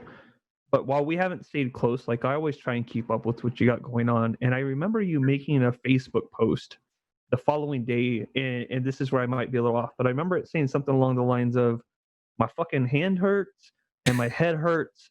I want some barbacoa tacos and a big red." And I was like, Yeah, dude. the fuck did Fucking Sunday. what is This Nikki Sunday. doing, dude? It was Sunday, man, and then we're in like fucking shit Mexican food, Texas and Lubbock, man. Like, they got no real Yeah, Mexican food over there's there, no real man. Mexican food in Lubbock. No. Damn. Nowhere in North Texas. You can't get a big ass Dallas, plate of nowhere. like menudo or pozole. Yeah, man, I wanted some fucking good shit, you know, 'cause I Yeah, went and got fucked up that night too. Like I hear you. people, bro, it went viral so quick. We went to a fucking club in Lubbock, and they were letting me in free. Holy shit. Bro, I took a Damn. fucking case of Corona into this club. I was like, "Can I bring my own beer?" And they were like, "Yes." And I went and grabbed my case of Corona out the fucking ride, and I fucking brought it into the club like this. And of course, Lubbock isn't like this fucking It ain't fucking Vegas, but party. still. Yeah, all I got is Texas Tech, you know, and that's it. But uh, oh, just like 6, 7 hours later, man, people were like, "The fuck was that you?" You know, they noticed me because of the big tattoo on my face. And all that. And I'm like, "Yeah, it's me," or whatever, whatever. Man, we go get fucked up that night. Sunday, I wake up, man. I already got a bad thumb. I've had a bad thumb since high school football, man. Like I got ligament damage and shit. And my hand was swollen. My fucking dude hit me with his rock hands. And then the black dude had fucking hands this goddamn long. Like when he Damn. slapped me, it was a slap. It Like wasn't it like wrapped a around your head, huh? yeah, man, like ah, like a fucking slap. I was just like, fuck, I had a hand mark on my fucking face for like 2 weeks, man. Like, Fuck. but I Damn. still took it, ate it, and I was like, I kept telling them, come on, like, because that's not the hardest I ever been hit. But it was just like overnight, bro. That shit just like blew up, and Fuck. then I come back to San Antonio and just like little bullshit, like small stuff, like I'm at O'Reilly's on Pecan Valley on the south side, and this fucking redneck dude comes up to me, and the first thing I do is I get out my truck and I open my hood because I was a quart low on oil, and this dude I open my shit or whatever, I check my oil, and I say I'm a quart low, whatever, and this old redneck dude, not old redneck dude, but probably 40, 35, 38, somewhere up there. Yeah. stops up. He pulls up next to me. He's like, "Hey, aren't you the dude on the internet? Just slapped the fuck out of that motherfucker with the Dallas Cowboys hat on?" And I was like, "Yeah, that's me." He Hell goes, "I yeah. knew that was you because he was wearing a Spurs championship shirt on." I was wearing the Yeah, Spurs yeah, 24 yeah, championship shirt on. He goes, "I knew you had to be from San Antonio." yeah. And I was like, "Yeah, whatever." I was like, "Yeah." He goes, "What are you here for?" I said, "I just need a quart of oil." He was like, "What kind? I will get it for you. What kind?" And I was just like, whatever, fucking whatever fucking brand I got." Yeah. And he's like, "I'll go buy it for you." He bought it for me, put it in there for me and shit. He's like, "Can I take a picture with you?" And I was like, "What the fuck? Like, what Damn. is this shit?" Like, it's weird, bro. Just escalated. That's crazy. And what's weird too is that like they have these things called sneaker con where you go and you Okay. can buy a table. Yeah. They have internet famous people there. Like there's people that get in line to meet people that are sneaker YouTubers. Yeah. Like And I'm meet and like, "Man, greets. that motherfucker, like, I don't give a fuck about his YouTube channel." I'll slap the So shit out of people you. recognize me, people like the internet's so booming, these youngsters are so young, like everything they see is all on the internet. So when they see me, they're like, "Here's a guy that slapped the fuck out of that dude." And I'm like, Yep. "Yeah, like, That's Yeah, me. I you wanna might buy be. some shoes?" You want me to prove it? Yeah. You're So like, look, I don't people give a will shit about that video. Do you want to buy my shoes or not? Right? Yeah, people have actually come up and said they bought the shoes from me just to say that they bought the shoes from this guy. Holy shit, Damn. dude. Yeah, man. I'm like damn near 40 and these kids are fucking 18, 19, 20. Yeah. Like, I'm like, dude, I'm old enough to be your fucking dad. Like, And I'll man, slap you like it too. yeah, and I'll beat the fuck out of your Put you in ass check. too. Like, but I mean, it's a fucking blessing and a curse, man. Like I to this day, man, I still feel bad because I knew what was gonna happen. But honestly, man, it made my life a little bit better, dude. Made it a little bit Yeah. easier. Definitely. And I feel bad. I feel bad I had to embarrass somebody to do it. But I mean, he stepped up to the plate the same way you did, man. Yeah. It's just true, like any and other that's competition. true. He did. That's true, man. But at the same Yeah, I time, know. I know. I knew that me and him weren't the same. Nope. Like he Yeah. was, he Yeah, did it's nothing And now like he knows understandable it too. because you went in there knowing you had a severe advantage over what he was bringing up to the table. Yeah, and he didn't know that. He probably thought I'm a bad motherfucker too, or Yeah, whatever. exactly. That's cool. I didn't think it. I knew I was. And I'm not trying to sound like a cocky jackass or anything, but it's We've all just seen what the it video. is. It is what it is. Exactly. Like I'm not trying to sound like a cocky jackass, man. It's just it is what it is. Like I did this long enough that more than half my life, I've been fucking hitting people and getting hit back. Like there's no there like you have to be a special kind of person to be able to beat somebody that's been doing What you've uh been doing. combat or getting hit or whatever for that extensive period of time, like Exactly. whatever you want to call it. You want to call slapping combat, whatever the fuck. Getting hit, being able to take it, being able to dish it out, all that technique, all that shit, man. Like I knew I had an advantage over everybody, and that's the only part I feel bad about, man. But it helped my tattoo career. It helped my sneaker, which I didn't know it was going to help out with the sneakers. I didn't know like internet famous people was a thing. I didn't understand that. Like Have I didn't you understand internet fame. like? Do you feel like you actually understand it? I mean, not just like a little bit better, because clearly you do. But have you figured out like how to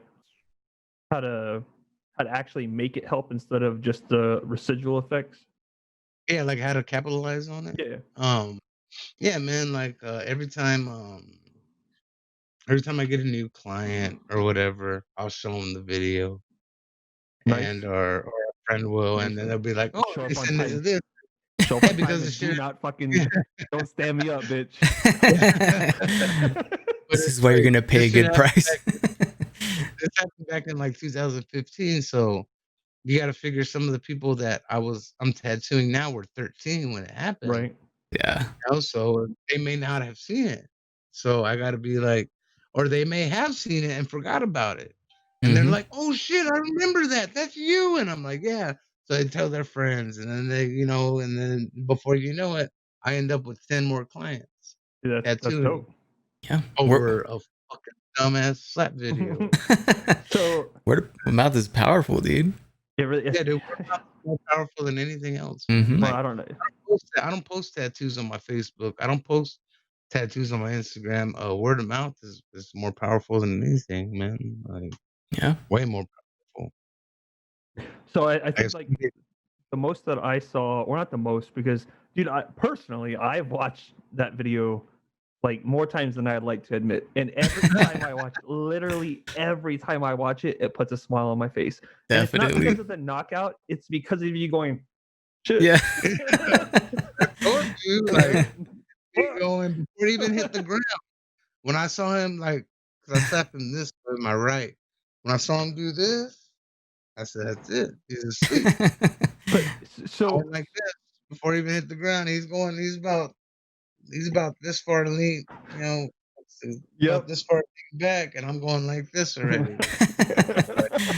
Jesus. Dude, yeah, like What that did I was tell you? such a quick reaction. You're just like, nope, you were Yeah, warned. Yeah, I he knew it already. The one thing I haven't ever had a chance to ask you about, man, like, and for me, it bothers me watching it. But what was it like watching the Tosh.0 video? Um, of course, I expected to get clowned because Right, I mean, that's what he does. Tosh, that's what he does, in my face. I'll fucking snap his little fucking neck in half, but a little Canadian fucking neck in half, but USA in this Forget he's a Canadian, man. He's not a very nice Yeah. Canadian. Right? man. Fucking, you can tell, like, to me, him and Ellen, you can tell they have to try to be nice. Like, I'll fucking Ellen to I see me what you're saying. Yeah. Yep. and like then Daniel Tosh the same way. Like they have to try to be nice. Yep. It looks like it's They're forceful assholes. to be Yeah. nice. Yeah, yeah. So like, it's America in this bitch. Like you come over here, you're making it in this country, you're a clown on me, and then call me foreign. The one thing he did was call me foreign. He said he may actually play for the Spurs. He's fat, foreign, and played only 2 minutes. Bitch, I was born in this I fucking was like, country. how are you gonna clown on the Spurs out of like Yeah. any fucking sports team ever? He was like, he's fat, foreign, and he barely played 2 minutes. He may actually play for the Spurs. And I was like, bitch, you're foreign. Like, I'll fucking grab you and fucking break you into your fucking You won't little make it in 2 minutes. Right? you're gonna go back. Be I'll lucky make if you you make go it on the freaking stage. Did it bother you that he insulted the Spurs more than it bothered you that he insulted you? Nah, I mean, the way I look at it, man, is any publicity is good publicity. That's man. true. Bad or Dude. It's true. Exactly. Hey, if you're good enough to get clowned on by fucking Daniel Tosh, then hey, Dude. it is what it is, man. I would be happy to ever Jimmy see Kimmel one of showed me our love. fucking videos. Do what? Jimmy Kimmel showed me love, man. Did he really? Like, Oh. yeah, I was on Jimmy Kimmel Shut and the fuck up. I didn't know yeah, that. I didn't know that either. and ESPN2. We need to update your Wikipedia, man. Get Triple G and Eddie Golovkin, the boxer. He showed me love too. Damn. In 2015, I was number 3 on the top 5 knockouts of 2015 on ESPN2. I was number Damn. That's dope, dude. So it's like I got love show. The people that showed me love are the ones I wanted to show me love. Right. ESPN showed me love. Jimmy Kimmel showed me love. I didn't expect Daniel Tosh to. He's fucking, No, that's what he does. I mean, Yeah. that that's makes what he sense. does, man. Like, and I thought that they were gonna call me up and he was gonna try to do where he goes to like them carny folks places and fucking, clowns on them and all that shit. And I was gonna let him come and think that I'm some fucking dummy. You know what I mean? And then when he gets here and tries to make me look like a fool, he's not gonna have a show because I'm no fool. You know what I mean? Like, you try to clown on me, motherfucker, I'll bury your ass out there. Not really, but I'll fucking stomp your fucking ass. I'll fucking hit you up. I'll drag you into my own house, beat the fuck out of you. You're in Texas, foreigner. Yeah, bro, yeah. Foreigner. I'll make you want to go back to Canada, motherfucker. But I ain't got nothing against him. I just No, of course. I know like his kindness. I'm not stupid, man. To me, like him and Ellen, their kindness is like forced. Look, it seems forced to me. It's whatever though, man. Like I'm kind and shit, but I'm not gonna sit here and act like I can't be mean. You know what I mean? Right. Yeah, but see, I don't know. What it To is. me, it's really obvious, man. Like you are a person that has a kind heart and a heavy fist. Yeah, For man, real. I just Yeah, you're just a and, big teddy bear, dude.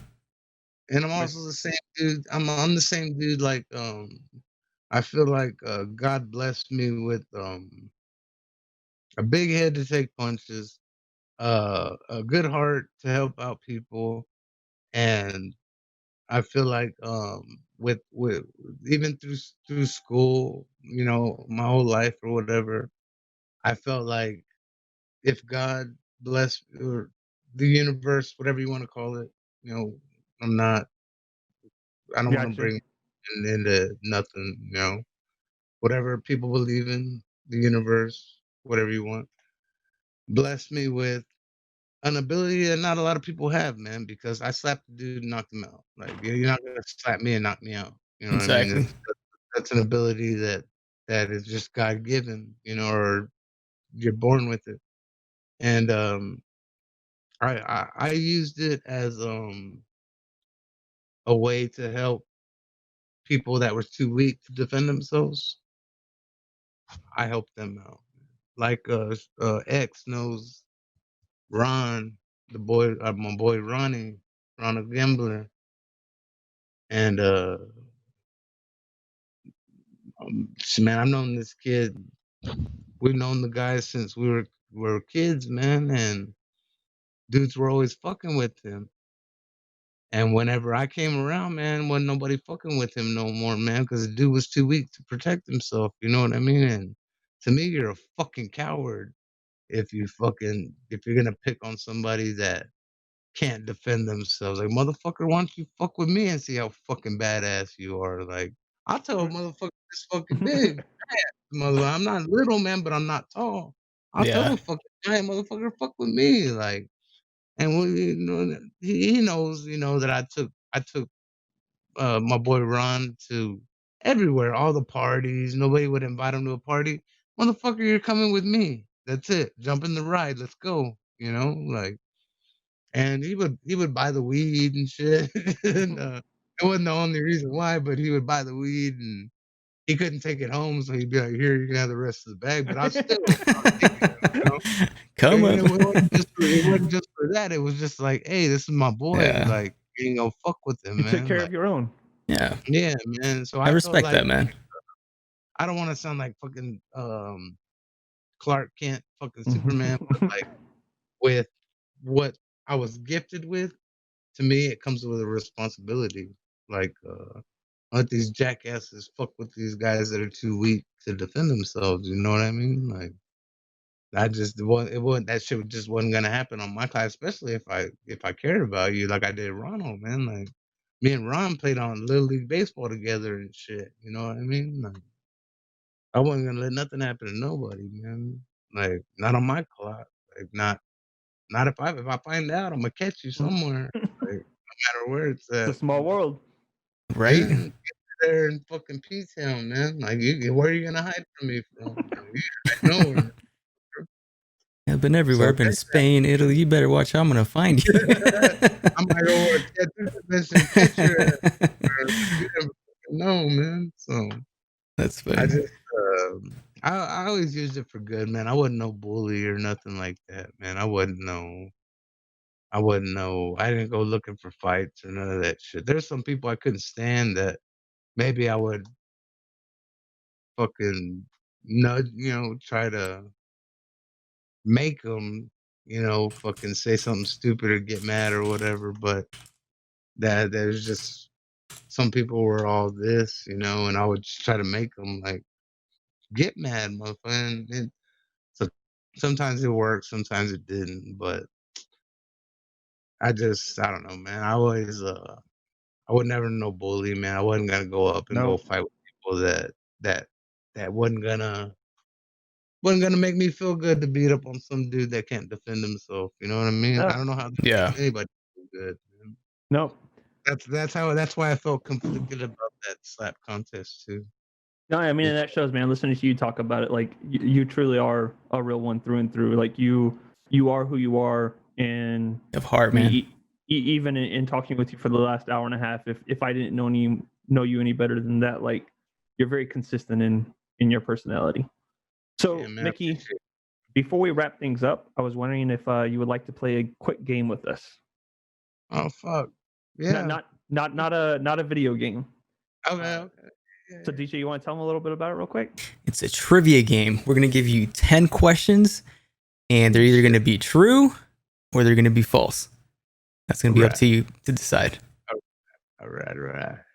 Now, remember, I've been punched a few thousand times. So. You got to take that into consideration. What's the game called, DJ? You got a 50-50 chance here, man. It's not too hard. I mean, it's like flipping a coin. It's better than that other dude did. Yeah. All right, Mickey. This game is called What the Fact. Are you ready to play? What the Fact? FAQ. What the fact? Holy what the man. fact? What the fact? Gotta add Maine in there. What the fuck, What man? the fuck, man? All right, Mickey. I'm going to start you off with the first question, all right? All right, man. Okay. Here's question number 1, Mickey. You are more likely to be illegally executed than killed by lightning. True or false? True. That is true. According to the National Safety Council, your lifetime odds of dying from legal execution, think of like an injection or like the electric chair, are 1 in 119,000. When it comes to being struck by lightning, the odds jump to 1 in 161,000. Damn, that's barely off by that much. It's crazy, right? Neither one of those odds are very big either. Like, No. dude, No, but I was scary thinking as like fuck. 1 in. I was thinking like 1 in A million? 10 million. Yeah, you would think so, right? I thought that was an easy fucking answer. I was only off by we were off by what 100,000? Less? Like 40? Yeah, what the fuck, man. Fuck. Fucking goddamn United States. God bless America, motherfucker. God bless America. All right, so you got one right. I say that was sarcasm. I say that was sarcasm. Let's do this. Let's do this. If you get, what do you want to give them? 7, 8, 9, 10? Let's do, I think we did last time, we did 7. 7? If you get 7 right, dude, we're shipping you a t-shirt. Oh, hell yeah. I'm 2XO. Excellent. So number 2. I'm already winning. You are. You only use 10% of your brain. I'm gonna win the whole True or thing. false? True. Actually false. So, No, yep. So this, dude, I mean, like we heard that shit all the time growing up. yeah. This fact, That's why it was true. I heard it my whole life. This fact has been thrown around for so long that many people are stunned to learn that it's not true. Modern PET and MRI scans of the brain activity show that humans use way more than 10% of their gray matter on a regular basis. Though it might seem like much less to some people. Yeah. Thank you, PHS. Thank you, But cousin. what I still think is probable is that like we don't actually, while we use our entire brain, I don't necessarily think that we use it well. No, probably not. Like the dude that steps up to the table. Yeah, he made a really bad decision. He wasn't using his brain. Like I did, man. It was crazy. Bro, man, I did DMT. I'm not even afraid to die no more. All right, Vic, let's move on to question number 3 here. Yes, so sir. far, you got one right so far, okay? I'm 50-50 right now. Yep. All right, question number 3. More than half of all pilots admit to sleeping on the job. True or false? Shit. This one scared me. That's fucked up, man. Look at more than half. God damn, this is scary, man. I'm gonna have to go with true. Dude, it is scarily true. Fucking ignorant motherfucker. In 2013, man, a study of European airline pilots, a whopping 56% admitted to sleeping in the cockpit. Want to hear something even scarier than that? Almost a third of those pilots who coped to getting some shut-eye revealed, and they had once woken up to find that their co-pilot was also asleep, Oh my god! leaving no one conscious at the controls. Both motherfuckers sleeping. Motherfuckers by Both. Southwest. Or Aero Mexico. Oh my Dude, god! that dude, when I read that, dude, I was like, man, dude, I don't want to fly anymore, dude. That's so scary. Dude, I cut down a tree and sold some wood that other day and didn't even fall asleep during that shit. Like people around, man. So your fourth question. Yeah. This question's fucked. It is. Domestic violence increases by 40% on Super Bowl Sunday. True or false? Oh man, I'm gonna go false. So Yeah, that's good. He was right. He was right. He was right. Yeah, I pressed the wrong button. My bad. Get out of here. Because that one, I was like, Get out oh of my. here. Game's on. When I heard that, I was like, please tell me that's false. Please tell me it's false. I was like, 'Cause I know I'd be like, shut up, we'll argue after the game. what might be true is that domestic violence increases by 40% when your team loses. That's something to think about. Yeah. My team ain't been in there since 1995. Or it increases when somebody says that the Cowboys suck. More likely to get slapped in the fucking mouth if you keep saying Cowboys 5 times. So what are you? So you're 3-1 right now. Yeah, he has three correct so far. We are on question number 5, Mickey. Mm-hmm. Okay. Question number 5. By age 3, rich kids have heard 30 million more words than very poor kids. True or false? False. That's actually true. Kids from families on welfare hear an average of 616 words per hour, compared to 2,153 words per hour for kids in the most well-off families. How the fuck did they gauge that shit? The internet. What's crazy is not to get us all sidetracked, but that shit right there, man, is fucking part of a problem that the majority of people just don't understand. Yeah. Like, that means that if you're born into a rich household, by age 3, you're already going to be exposed to more words, which is going to increase your general knowledge. Exactly. Your comprehension has to increase in order to understand 2,000 words versus 616. Like, we're at so many different deficits if you start off poor. Anyways, sorry. It's crazy because I was poor though. I mean, my kid's 5 and she don't talk like no fucking dummy, you know. But you're not a dummy, and you helped address that. Exactly. It kind of feeds off of the parents. Yep. That's what I thought it was. Same for all of us, though, man. You know what I mean? Yeah, I guess so, man. I wish some it was people false. got parents. I also Right? wish that fucking plane one was false. Fuck, dude. Give a fuck about that. Usually the poor people, man. So, Well, let's I see guess how you feel about this next one. all right. This is fuck, dude. Only 5% of people wash their hands properly after using a public restroom. True. Yeah. Because I know how to properly wash my hands, and I know a lot of people. Right? Dude, you know how many times I've seen people walk out of not the urinals, the actual stalls, and just walk out, and I'm like, Yep. Like, fuck you. Sink's right there, bro. Dude. And I got a little shit on your little finger right here. You don't even know, man. You just walk out. Dude. No, it's chocolate. But I know this much. I'm a tattoo artist, so I gotta wash my hands, man. But like properly washing your hands, you get your nails and you scrub them into your palm. Exactly. Shit like that. So I know most people ain't gonna do that Nope. shit, man. Properly. The fact that only 5% do, That's scary. man. Maybe that's how COVID started. Nasty people. how many people actually know that shit though? Like, Oh, so this one, we learned that shit in 6th grade science. Yep. How to properly wash our So hands, man. for this one, a 2013 study published in the Journal of Environmental Health revealed that only 5% of people wash their hands for a full 20 seconds. That's what the CDC recommends to kill germs after using a public restroom.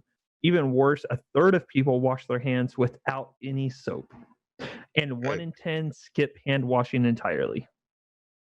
I won't even grab the fucking door handle to the restroom. Fuck, man, that's Dude, why. for real. I use the paper They don't get towel. nasty, Like after I DJ. dry my hands off, I use the paper towel. I grab it and I open. I throw the paper towel in the trash and I walk out. Yep, exactly. Let's not, don't There's even get me people started from with seat that. covers, man. Just don't. Beginning of this shit, we're some nasty, dirty motherfuckers. Man. That's why we kill. And then we Why sleep we're on the killing job. this earth. That's where germs on this earth, man. That's what we're killing. And we sleep on the we sleep behind airplanes and shit.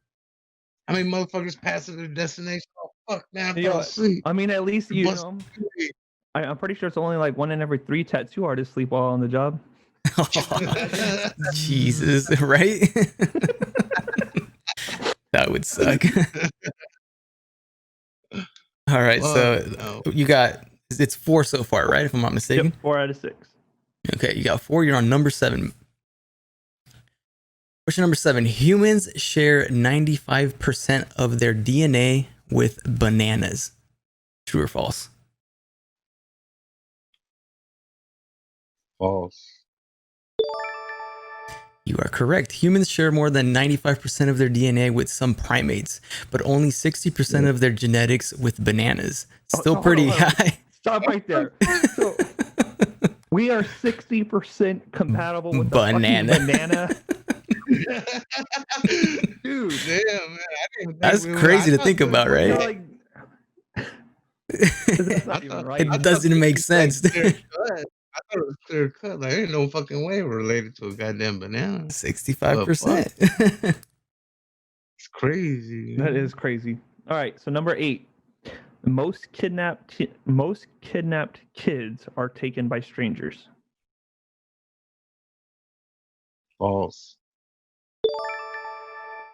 False. Despite the fear mongering associated with stranger danger, less than 1% of all missing kids are taken by a stranger. The vast majority are taken by someone they know or a family member.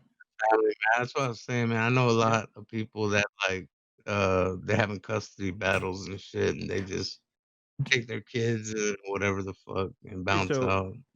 When I was 17, I met this chick who she was a runaway from like Oklahoma, I think. Dude, one of the most amazing people I ever met. But when I met her, like she was super pale, you know, like goth looking, super white. Yeah. She had been kidnapped by her cousins and held hostage in an attic where they attempted to brainwash her into thinking that she wasn't family. And she finally escaped and made her way down here. But so for 6 months, she was kept in a fucking dark space. So like that shit's fucking crazy. You want to hear the worst part of that 6 story? months? Literally the worst part. 2 weeks before her 18th birthday, she got picked up by the cops. And since she was a minor, she was listed as a runaway. And she was forced to go back to her family's house. Wow. That's fucked up. We still find them. It's, Fucking crazy world, man. it's fucking world. Can we still find them dudes though? Like, I'm down to. I lost touch with her a long time ago. But last I heard, she was doing a lot better. That's good, man. As long as she got away from that bullshit. Yep. Man, it's fucking- All right, Mickey. It's the Number best 9. thing. Question number 9, dude. There are more libraries in the U.S. than McDonald's. False.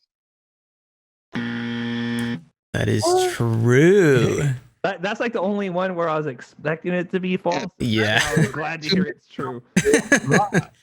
Yeah, education. Trying to get that's That's what- good though. I'm so glad as I a- was wrong on that. Right? That's why as I'm of glad I was wrong. 2017, there are more libraries in the U.S. than McDonald's restaurants. That means it's easier to pick up a book than it is to pick up a Big Mac. That's impressive. Cheap. Honestly, About the same I wonder- price, too. I wonder if there's more Starbucks than libraries. Ooh, Probably. I don't know, man. I don't know. It's a hell of a lot of The small Starbucks. towns would probably help. All right, so the Mm. last one. So what are we at? I believe that one was number 6, right? He needs one more. One more? I already hit 6 or 7. Yeah, though. yeah. Actually, I think he already beat it. Oh, did he? Yeah, Only he missed only got one. 2 wrong. 10% brain. So 10. Congratulations. brain- Well, you still got to answer this one. Yeah. Number 10. I'm better. All red wine gets better with age. False. False. It all tastes like shit. That's true. Red wine is nasty, dude. Yeah, for real. Red. I was about to sing the song Red Wine. I got so drunk off of red wine, man. I thought I was throwing up blood. I was like, I'm throwing up blood. That's gross. Red wine. Virtually all red wine you buy off the shelf is ready to drink immediately and won't get better with time. Just 1 to 2% of the really expensive stuff will improve if you let it hang out in your wine cellar for a few years. Didn't know that. So it's just rich people fucking trying to be rich. Right? These people let dust and shit. Fuck it. Well, congratulations, man. Yeah, man. I'll link up with you after this and find out what it is you want, and then I'll get it to you. We have some pretty Yeah, man, nice bet. merch. Like this one right here. Yep, This is like one of that them. one. We also have some nice hats. So not just shirt. We'll let you grab whatever you want. Well, That's a dude, bet, man. I'll wear it to our next. Yeah, actually, I'm wearing the hat right here. next leg, Forgot. we have that one. Oh, we need to do an EG hat, man. We don't have an Elev8ed Gaming hat. We do. That'd be nice. Yeah, we should. All right, Mickey. Well, dude, we really appreciate having you on, man. A lot of great conversation. And I gotta say, dude, after all this fucking COVID shit fucking cools off, it'd be really nice to actually catch up and maybe grab some food or a drink or something. Oh yeah, dude. Oh yeah, man. As soon as everything chills, man, because even I'm being careful, man. As tough as I look and whatever the fuck, even I'm being careful, man. I ain't fucking trying to get my daughter, my dad, nobody sick. You know Yeah. what's crazy, DJ? What's up? Before we go, so the tattoo industry is one of the hardest hit industries when all this shit happened, because for whatever fucking reason, when they got shut down, they didn't want to let them reopen, even though a tattoo shop, a professional one, has to be like super maintained. Health inspections are like really important. Yeah, But- mask, gloves, Dude, everything. tell this dude how often you have to get tested.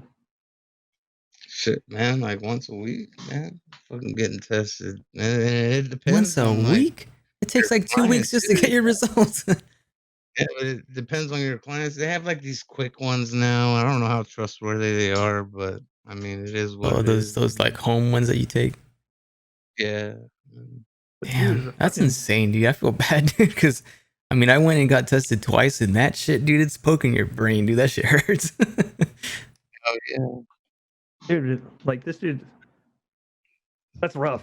Yeah. But you gotta keep it Oh, cool, yeah. man, and hold it down and make sure you're taking care of your family, and I think you're doing a fucking fantastic job with that. But I appreciate you sharing your fucking, your story with us and giving us some more insight on everything that happened and telling us more about who you are and for spending some time with us, man. It was nice. Yeah, it was fun, man. Sure, appreciate you having me on, man.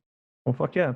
Well, guys, you know the drill. If you're watching us live, stick around for a few minutes. If you're watching us on YouTube or somewhere else, make sure you toss us a subscribe, hit the bell.